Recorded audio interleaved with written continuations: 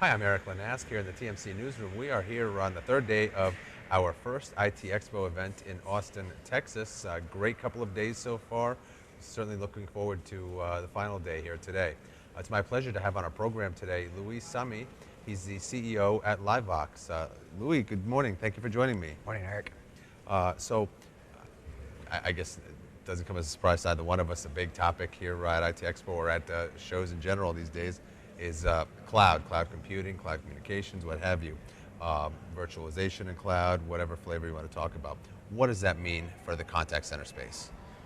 I think that's a great question because the contact centers are different than most parts of the enterprise in that they are dealing with not only the data part, but they also have a voice component and often a text or a chat component on top of it. So the contact center environment involves data, voice, text, chat. So when you think about cloud and virtualization for the contact center environment, it's more than it is in other sectors.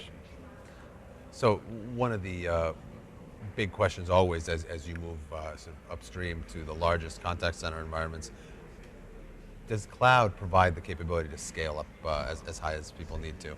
Well, I think that when you look at contact centers' ability to scale, what you find is that it's very difficult to get beyond a couple of sites, and the complexity of your environment grows substantially. Most contact centers on the higher end are running a multi-site, multi-source environment, and what that means is that they have agents that are overseas, they have agents that are domestic, they have agents that are nearshore, and given all those different sites, that gives them a very heterogeneous environment. So there's a lot of different equipment in different places. So trying to bring all of that together into a coherent service delivery model, that's really what a lot of the contact centers are very focused on doing. And so the cloud is really a tremendous asset to be able to do that because it gives them a mechanism to abstract a lot of the complexity and put it up into a new layer, and that layer really gives them a path towards centralization and towards consolidated control that they really haven't had before. So cloud is a big opportunity to help out the larger contact centers. Good. Excellent. Something that I've been hearing a little more about too, cloud-based switching. What does that mean and what benefits can that provide in the contact center in terms of networking and routing? It's a great question, and when you know, as we have this conversation, you'll hear some themes repeat, and one of the themes that repeats is contact centers have a lot of complexity, and they really want to be more responsive and more flexible, and it's really that complexity that has held them back. And as I said earlier, their complexity stems from the fact that they handle data and voice and chat across many different sites. And so as you think about how to move it forward and how to become more flexible, the critical piece of that is how do you make it simpler? And one of the complexities that you face when you try to bring together all of these different requirements is what's your network topology? So how many layers are in your network?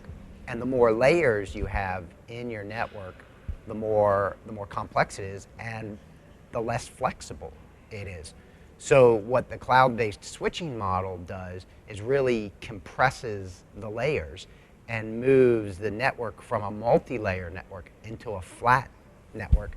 And what that does is that gives you the ability to really cleanly promote agent presence into the network layer. And having agent presence into the network layer is a big step towards realizing a cloud or a virtualized environment. And it's a big step towards getting seamless operation across a lot of different sites and a lot of different sources and a lot of different equipment. Got it. I think two of the biggest concerns, if you will, that enterprises have had with the cloud, with cloud services, is moving to the cloud, security and reliability. I think we're seeing a little bit of progress in that, but what's Livebox doing to address those concerns?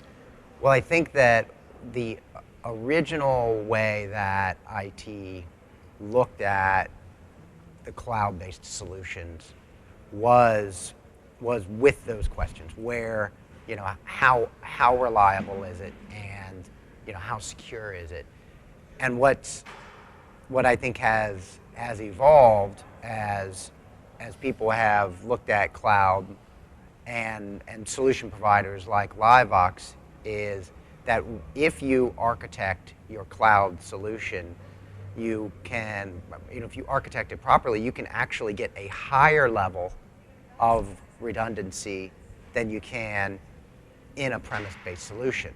And in fact, the dominant way that equipment has been provisioned in the past, it is not redundant. Because if you wanted a redundant piece of equipment, then you had to buy two of them. Right. So you had to have actually equipment sitting idle to get redundancy. And that just isn't something that contact centers have invested, not in a general way.